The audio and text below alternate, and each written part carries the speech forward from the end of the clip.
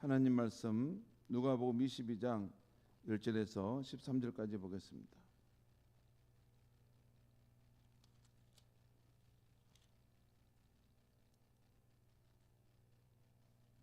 누가복음 22장 1절에서 13절까지 우리 한 절씩 교독하시겠습니다. 유월절이라 하는 무교절이 다가오매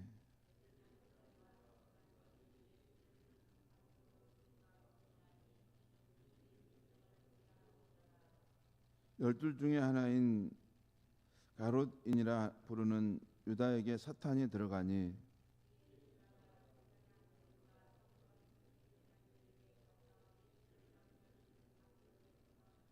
그들이 기뻐하여 돈을 주기로 언약하는지라.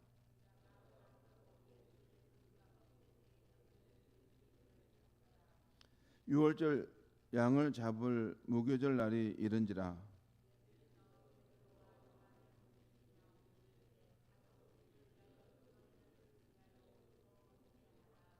여짜오되 어디서 준비하기를 원하시나이까.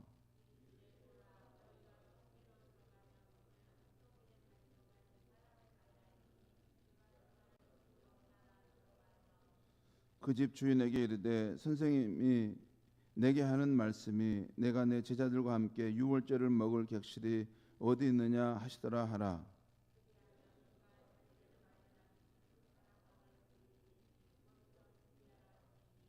함께 읽겠습니다. 그들이 나가 그 하신 말씀대로 만나 유월절을 준비하니라. 아멘.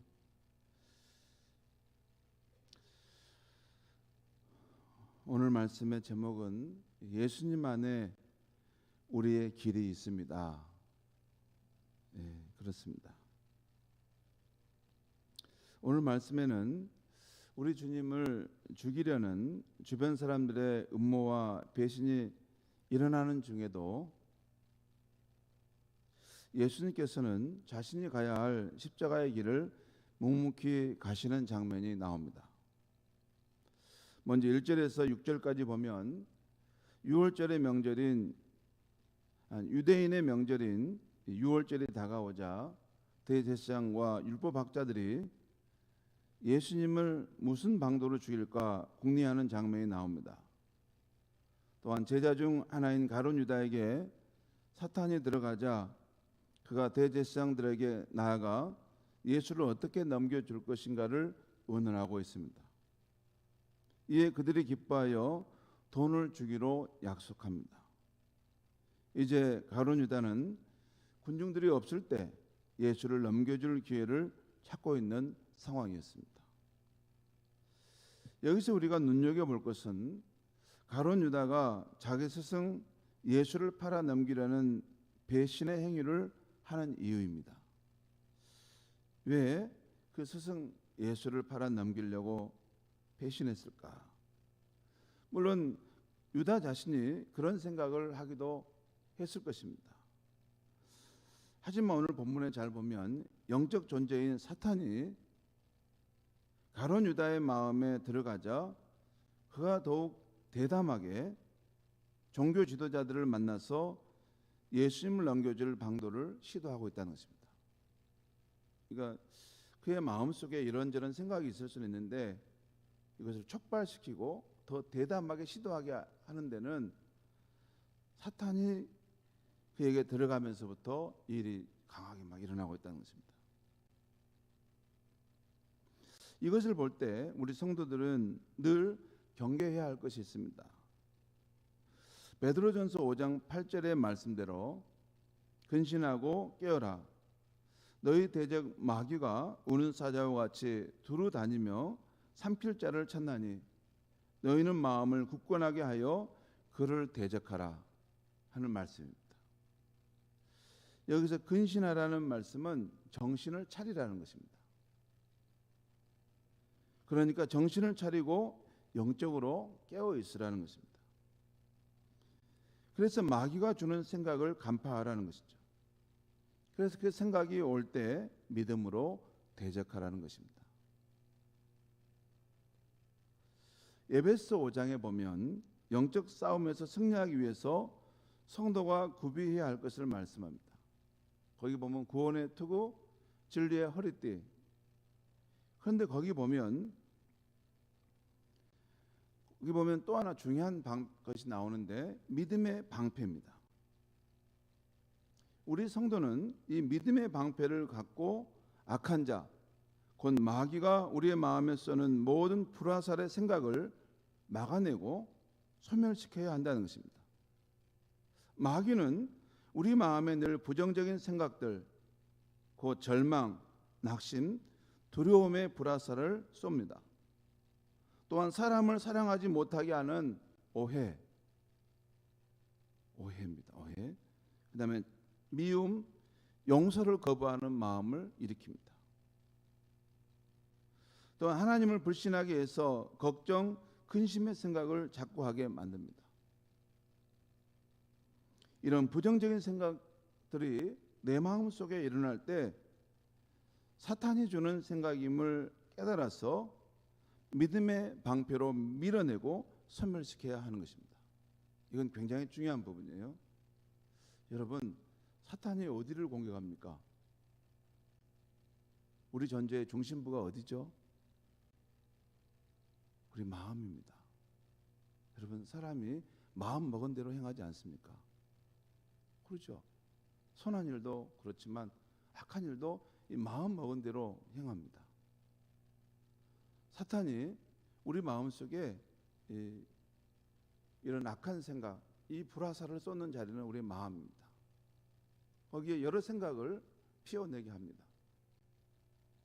여러분, 마음을 지키지 못하고 마음을 다스리지 못하면 반드시 영적인 삶에 실패합니다.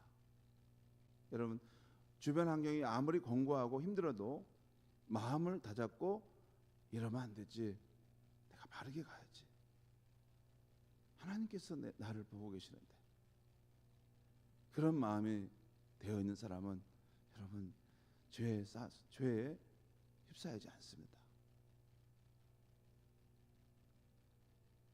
마음이 무너지고 또 마음이 사단에게 점령당하면 그건 뭐 그 다음에 뭐 다 사람이 어디까지 갈지 모릅니다.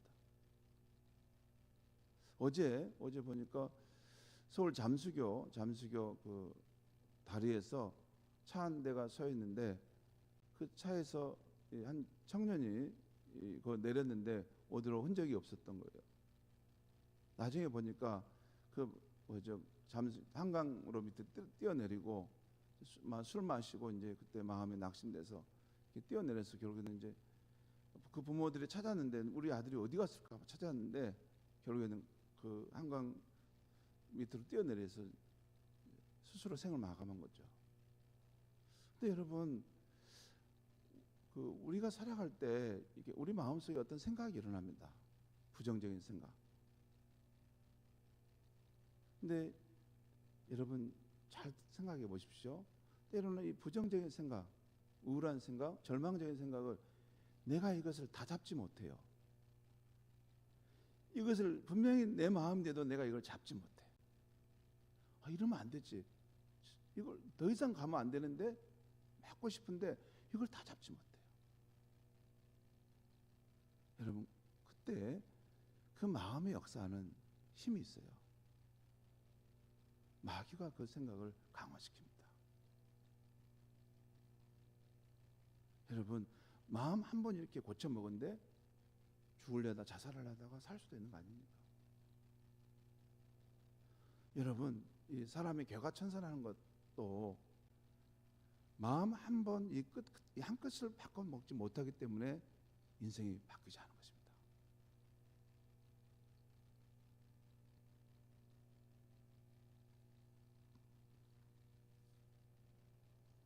아무튼 사단이 우리 마음속에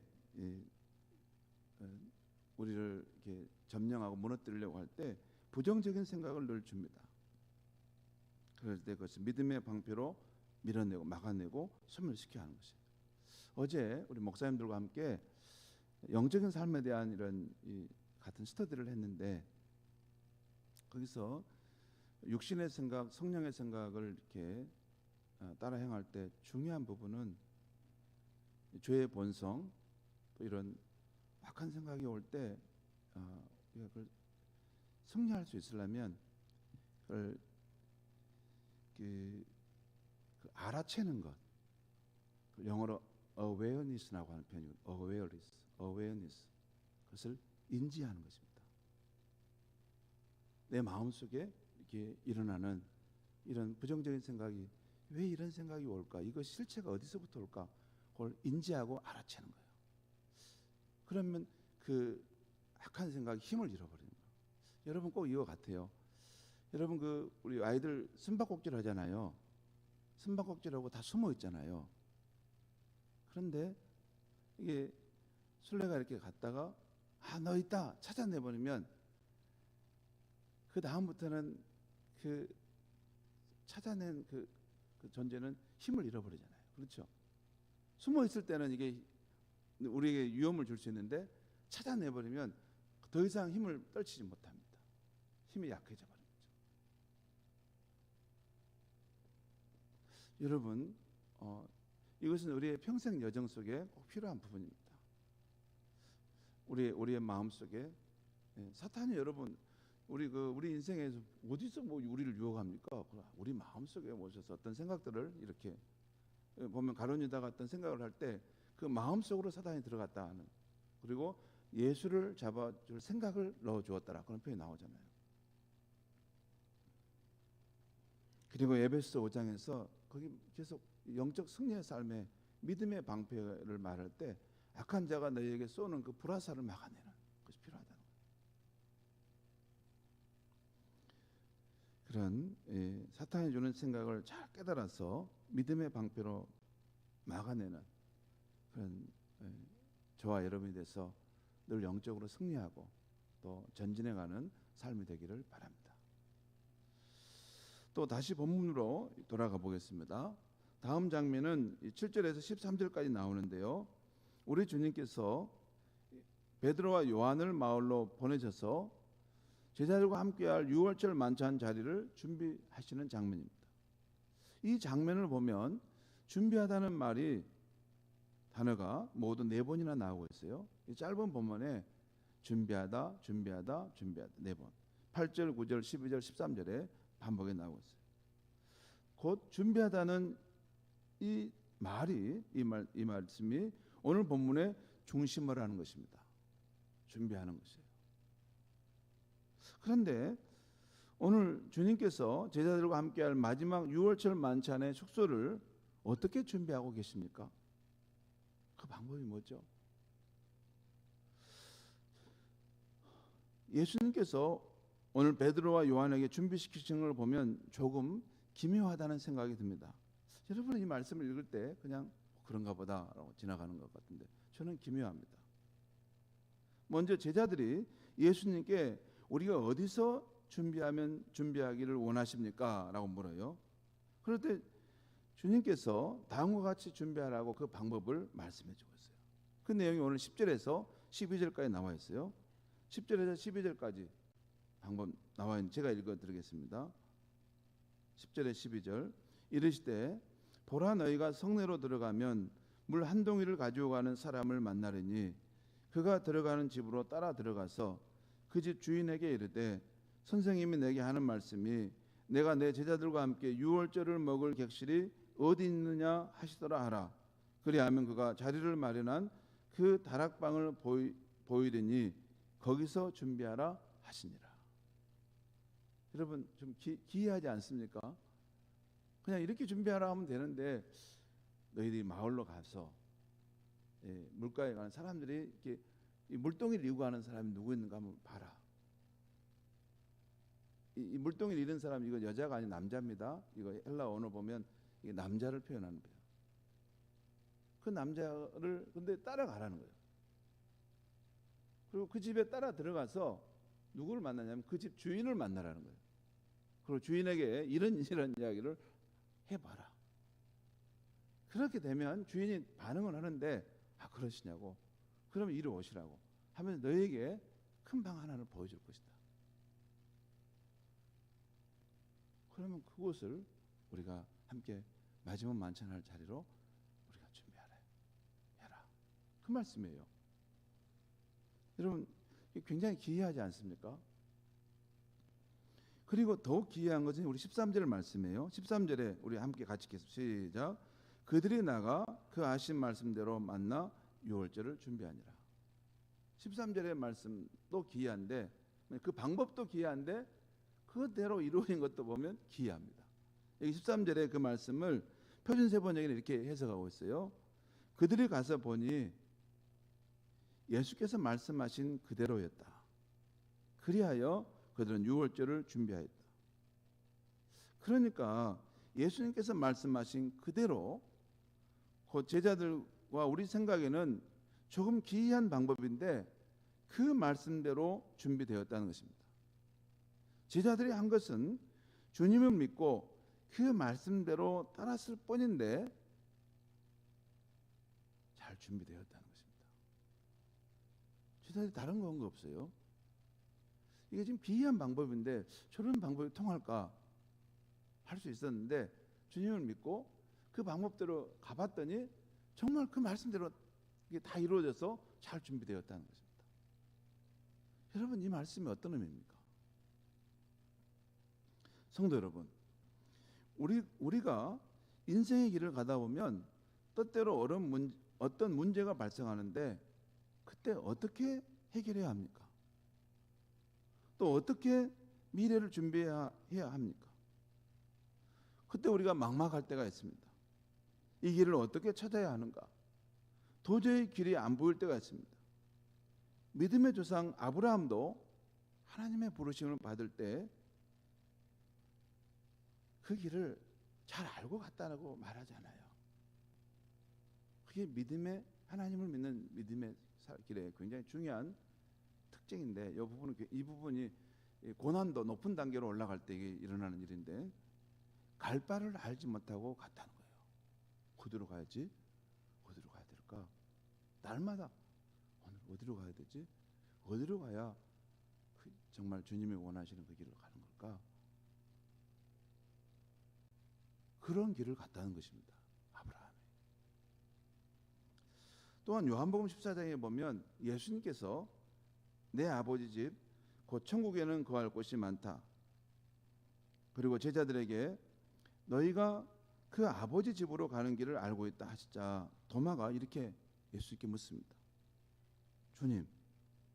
주님께서 어디로 가시는지 그 방향을 우리가 모르는데 우리가 어찌 그 길을 알겠습니까? 도마의 의문은 그거예요. 주님, 우리 아버지 집 그 천국으로 가는 길을 주님 말씀하고 계시는데 주님, 그 길이 어디로 가는지 우리가 그 방향을 몰라요. 어디로 갑니까? 어디로 가야 그 길로 갈 수 있습니까? 이걸 묻는 거예요. 이때 예수님께서 하신 말씀이 이 말씀입니다. 사는 길? 도마야, 잘 들어라. 내가 곧 그 길이다. 내가 곧 그 길이야. 내 안에 모든 것이 다 있어. 나를 믿고 따르라. 여러분, 예수님이 누군지 아세요? 만유의 상속자이며 만유를 붙들고 계시고 만유를 품고 계시는 분이십니다. 예수님은 따르면 그 안에 다 길이 있습니다.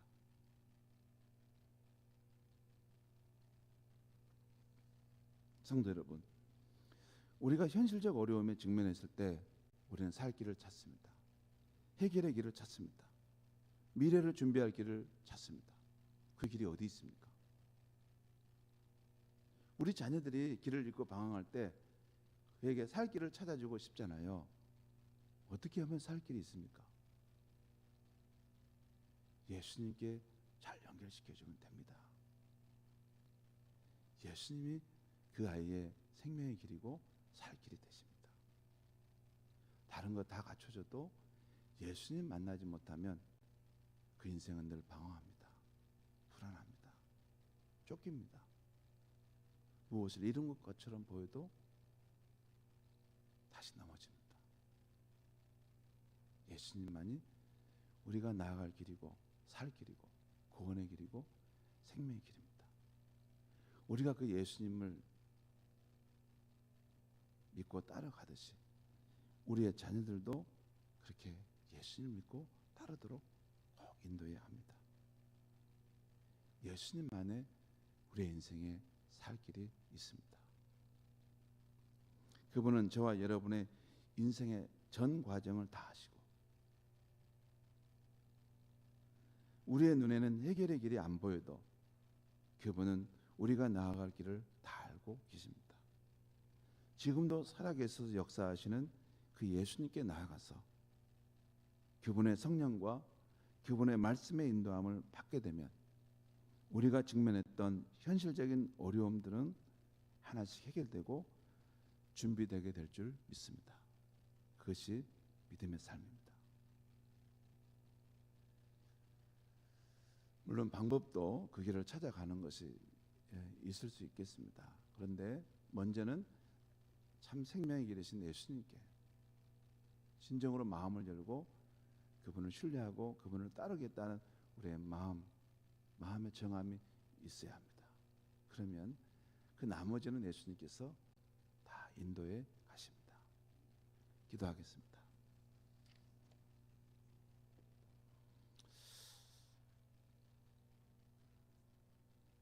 하나님 아버지, 오늘 이 사순절 아침에 또 예수님의 이 생명의 말씀을 우리가 듣고 또 돌아갑니다. 하나님, 오늘 이 시간 잠시라도 기도할 때 오늘 주신 말씀을 따라 믿음의 방패로 우리의 마음을 지키는 것이 얼마나 중요한지 주님 다시 한번 깊이 깨닫고 우리의 마음을 굳게 지키고 주님의 거하실 성전이 되도록 늘 거룩하게 정결하게 진실하게 그 마음을 준비시켜 갈 수 있게 하여 주시옵소서. 또한 우리가 당면한 현실적인 어려움이 있을 때 과연 길은 어디 있을까? 어느 길로 가야 우리가 준비될 수 있을까? 먼저 우리의 마음 자세 예수님 우리가 갈 길임을 정말 믿습니다. 예수님, 나와 우리 자녀들의 인생의 생명의 길이 되어 주시옵소서. 날마다 우리가 걷는 길에 주님이 우리의 인도자가 되어 주시옵소서. 그렇게 고백하고 따름으로 어떤 현실적인 어려움 속에서도 생명의 길을 찾아가는 우리의 삶이 되게 하여 주시옵소서. 예수님의 이름으로 기도하옵나이다. 아멘.